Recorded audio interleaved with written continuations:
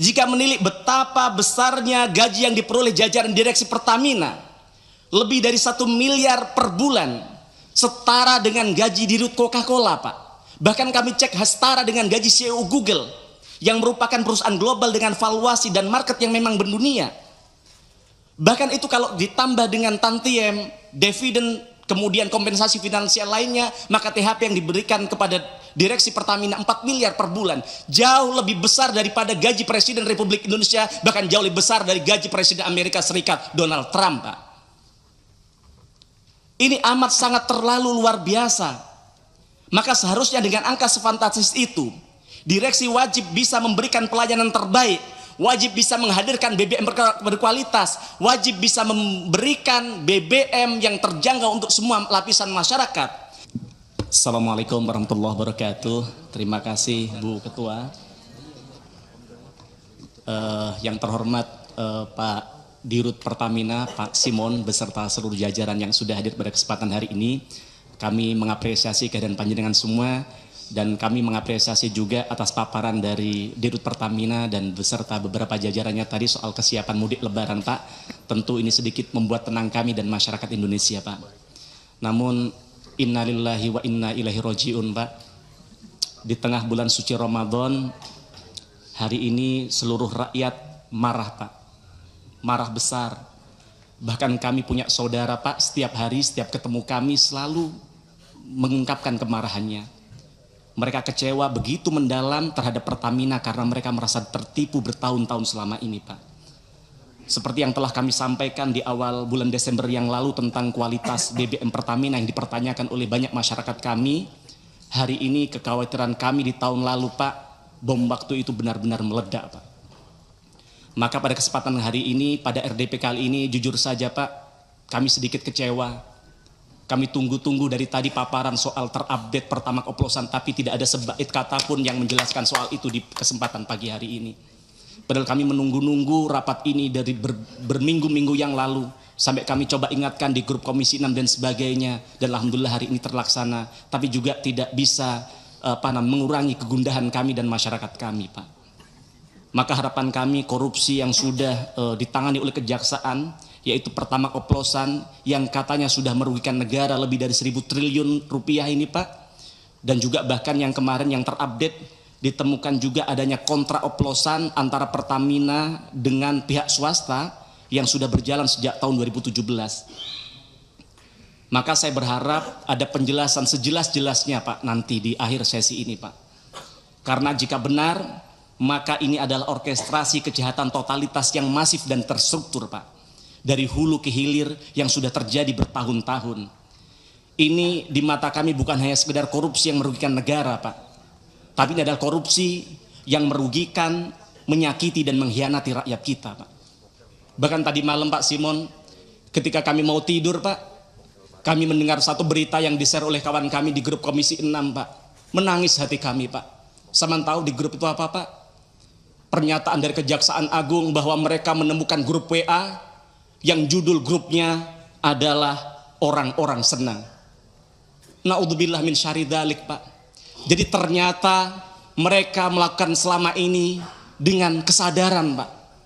Dengan menari-nari di atas penderitaan rakyat, merampok bukan hanya dari negara tapi juga dari rakyat kami, Pak. Kemudian Pak Dirut, baru-baru ini Menteri SDM mengatakan akan membangun kilang minyak yang dibiayai oleh Danantara dengan biaya mencapai 500 triliun rupiah. Lah jadi selama ini Pertamina tidak punya kilang baru, Pak. Padahal ketika 2019 yang lalu kami duduk di sini, ketika di situ di tempat Bapak ada namanya Bu Nike, saat itu menyampaikan bahwa RDMP Balikpapan maksimal tahun itu akan selesai, tapi ternyata kami baru tahu sampai tahun 2025 itu tidak tuntas juga, Pak. Sedangkan hari ini kebutuhan BBM kita 16 juta barel per hari, padahal targetnya pada tahun 2025 ini sudah bisa memproduksi 2 juta barel, Pak. Artinya kita bukan lagi hanya impor, tapi kita surplus, kita bisa melakukan ekspor BBM. Tapi ternyata semua itu hanya mimpi dan ilusi, Pak. Karena maunya oknum-oknum Pertamina hanya impor dan impor saja, Pak. Jadi saya melihat bahwa sebenarnya Pertamina adalah bagian dari mafia migas, Pak. Karena ternyata mafia migas telah mempengaruhi Pertamina agar menunda-nunda pembangunan kilang, Pak. Di sisi lain juga ada kebobrokan dalam manajemen SDM di Pertamina. Mantan orang dalam Pertamina, mantan orang dalam Petral, entitas mafia yang sudah dibubarkan negara karena tempat sarangnya mafia di dalamnya, malah ternyata dirut Pertamina saat itu, salah satu orang Petral saat itu menjadi dirut Pertamina Patraniaga. Maka tidak heran, maka kemudian namanya Rifa bekerja sama dengan geng mafia melakukan perampokan yang begitu besar terhadap duit negara kalau itu betul terjadi begitu, Pak. Kemudian yang kedua, Pak, heboh Pertamax oplosan saya rasa tidak cukup dengan hanya meminta maaf lalu seolah-olah dosa-dosa Pertamina selesai, tidak. Lalu bagaimana dengan kerugian konsumen? Apa ada inisiatif dari Pertamina untuk memberikan mengganti kerugian mereka, Pak? Ingat, Pak, mereka beli BBM bukan untuk diminum, Pak, tapi untuk bekerja sehari-hari dari kantor ke rumahnya. Saya maka tidak bayangkan kalau seandainya kemudian oksigen dikelola oleh Pertamina, jangan-jangan dioplos dengan karbon dioksida. Maka manfaatkan My Pertamina untuk bagaimana bisa memberikan ganti rugi kepada rakyat kita, Pak. Dengarkan kata netizen, saya pikir ada benarnya. Gimana untuk mengembalikan integritas Pertamina, mereka ganti gasih Pertamax secara gratis selama setahun misalnya. Tapi itu tidak mungkin. Atau seminggu deh, atau sebulan deh. Atau apa yang bisa Bapak lakukan, yang penting rakyat merasa ada upaya dari Pertamina untuk memberikan perbaikan dan minta maaf kepada rakyat. Ingat, para founding father kita mendirikan Pertamina dengan tetes darah dan keringat. Bagaimana kemudian hari ini dihancurkan oleh internal Pertamina sendiri, yang ini harus dikembalikan oleh Bapak. Kemudian juga kalau kita bicara lingkungan hidup kita, hasil uji lab BBM Pertamina hasilnya di bawah standar, di bawah ketentuan Kementerian LHK. Kandungan sulfur Pertamax ternyata sama dengan Pertalite yang 500 ppm, Pak. Bayangkan, standar Euro 4 saja, RON 92 kandungan sulfurnya harusnya hanya 50 ppm. Belum lagi kalau kita lihat punya tetangga kita Shell hanya 10 ppm, Pak. Maka bobroknya Pertamina dari segala sisi ini, Pak, dari SDM, teknologi, produk dan sebagainya, ini sangat merugikan berbagai sektor. Maka reformasi inside outside adalah urgent dan wajib untuk segera dilakukan. Kemudian yang ketiga, Pak, jika menilik betapa besarnya gaji yang diperoleh jajaran direksi Pertamina, lebih dari 1 miliar per bulan, setara dengan gaji dirut Coca-Cola, Pak. Bahkan kami cek setara dengan gaji CEO Google, yang merupakan perusahaan global dengan valuasi dan market yang memang mendunia. Bahkan itu kalau ditambah dengan tantiem, dividen, kemudian kompensasi finansial lainnya, maka THP yang diberikan kepada direksi Pertamina 4 miliar per bulan, jauh lebih besar daripada gaji Presiden Republik Indonesia, bahkan jauh lebih besar dari gaji Presiden Amerika Serikat Donald Trump, Pak. Ini amat sangat terlalu luar biasa. Maka seharusnya dengan angka sefantastis itu, direksi wajib bisa memberikan pelayanan terbaik, wajib bisa menghadirkan BBM berkualitas, wajib bisa memberikan BBM yang terjangkau untuk semua lapisan masyarakat, bahkan bisa membuat profit yang impactful bagi negara harusnya. Tapi nyatanya apa? Malah merugikan negara dan melukai rakyat kita hari ini. Bahkan kalau kita lihat di laporan keuangan anak usaha Pertamina, yaitu Pertamina Patraniaga, kompensasi bagi manajemen kunci termasuk direksi dan komisaris mencapai 19,1 juta US dollar atau setara dengan 312 miliar. Bayangkan, duit sebanyak itu kalau dipakai untuk MBG misalnya, bisa memberikan makan kepada 31 juta anak kita, Pak. Atau kalau itu diberikan kepada para guru P3K, para CPNS kita yang diprank oleh negara hari ini, maka itu bisa mensejahterakan mereka sampai nunggu mereka menjadi PNS, Pak. Bukan bermaksud bagaimana, hanya mereminder, Pak. With great power comes great responsibility. Maka evaluasi manajemen beserta remunerasinya di BUMN ini sangat-sangat urgent untuk segera dilakukan. Kemudian yang keempat, Pak Dirut, karena itu saya mengusulkan kepada pimpinan DPR RI, kepada pimpinan Komisi 6 untuk bagaimana segera dibentuk panja BBM Pertamina.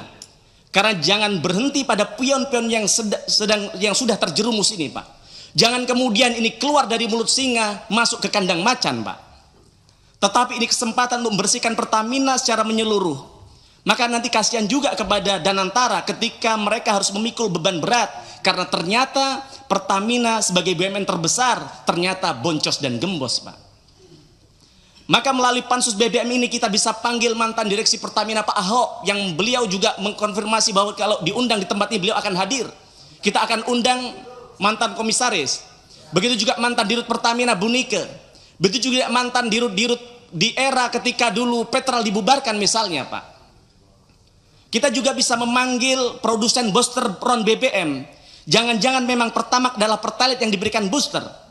Maka di kesempatan ini juga saya membantah pernyataan PLT Dirut Pertamina Patraniaga ketika rapat dengan Komisi 12. Beliau menyatakan bahwa tidak ada aditif yang bisa menambah RON.